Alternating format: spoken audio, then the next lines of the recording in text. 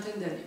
J'étais encore chez mes parents et ils avaient racheté, c'est l'anecdote, mais ils avaient racheté la maison d'un démolisseur en Bourgogne.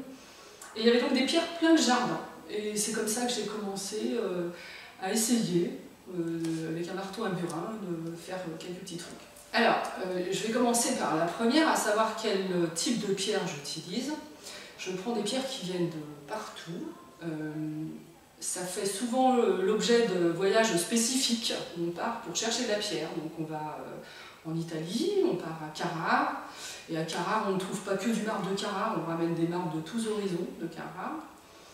Ou sinon, c'est en Italie aussi, à Volterra en Toscane, pour ramener des albâtres que l'on peut choisir sur place.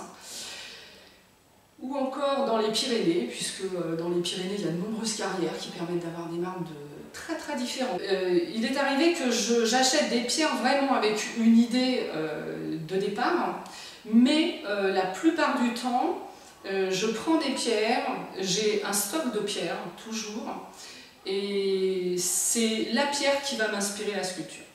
Et ça, très souvent, je peux poser une pierre sur la selle et la regarder pendant des heures, des jours, tourner autour, jusqu'au déclic, quelque chose. Des fois, c'est un peu bizarre ce que je vais dire, mais des fois, on floute un petit peu le regard, comme ça, et puis on voit une forme, et on attaque la pierre de cette façon-là.